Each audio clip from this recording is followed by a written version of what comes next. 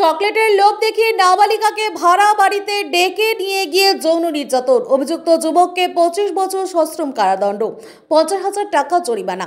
একই সঙ্গে নাবালিকার পরিবারকে 5 লক্ষ টাকা ক্ষতিপূরণ দেওয়ার নির্দেশ দিল জলপাইগুড়ির বিশেষ পক্সো আদালত।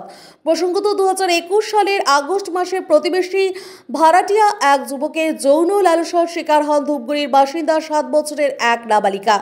অত্যাচার সহ্য করতে না পেরে অসুস্থ হয়ে পড়ে। পরিবারের ঘটনা জানতে পেরে পুলিশের দ্বারস্থ হয়। অভিযুক্তকে গ্রেফতার করে পুলিশ। এদিন সরকার পক্ষের 11 জন এবং আসামি পক্ষে 2 জন সাক্ষীর বক্তব্য শোনার পর বিচারক অভিযুক্তকে 25 বছর সশ্রম কারাদণ্ডে দণ্ডিত করেন, 50,000 টাকা জরিমানা করেন।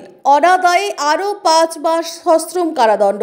একই সঙ্গে নাবালিকার পরিবারকে 5 লক্ষ টাকা ক্ষতিপূরণ দেওয়ার জন্য ডিস্ট্রিক্ট লিগ্যাল সার্ভিস অথরিটিকে নির্দেশ দিয়েছেন বলে জলপাইগুড়ি পক্সো আদালতের সহকারী সরকারি আইনজীবী দেবাশিস দত্ত জানিয়েছেন।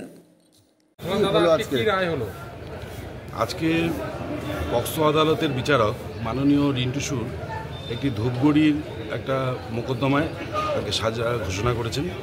এই ঘটনাটি অভিযোগ দায়ের হয়েছিল 6/8/2021 তারিখে এবং ঘটনাটি ঘটেছিল 3/8/2021 তারিখে বিকেল 4টা সাড়ে 4টার সময়।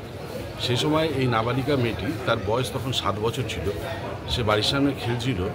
তখন এই আসামি ওই একই পাড়াতে একটা বাড়িতে ভাড়া থাকতো। সেই মেয়েটিকে সেই বাড়িতে চকলেটের লোভ দেখিয়ে নিয়ে যায় এবং সেই ভাড়ার বাড়িতে তখন কেউ ছিল না এবং ছেলেটি একাই থাকতো সেই ঘরে নিয়ে যায় এবং মেয়েটিকে বিবস্ত্র করে তার শরীরের বিভিন্ন অংশে হাত দেয় এবং তার যৌনাঙ্গ আঙুল ডুবিয়ে দেয় এবং মেয়েটিকে ভয় দেখায়, মারধর করে, যে কথা যেন কাউকে না বলে। এবং মেয়েটি বাড়িতে ফিরে এসে অসুস্থ হয়ে পড়ে এবং মেয়েটির প্রচণ্ড হাই ফিভার, জ্বর আসে মেয়েটির।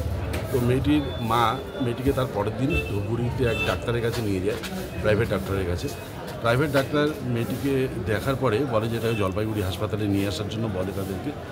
তারা জলপাইগুড়িতে একটি নার্সিংহোমে নিয়ে আসে এবং নিয়ে আসার পর সেখানকার ডাক্তাররা মেয়েটিকে দেখে বলে যে আপনারা থানায় গিয়ে অভিযোগ দায়ের করুন, আপনার মেয়ের সঙ্গে কিছু একটা ঘটেছে।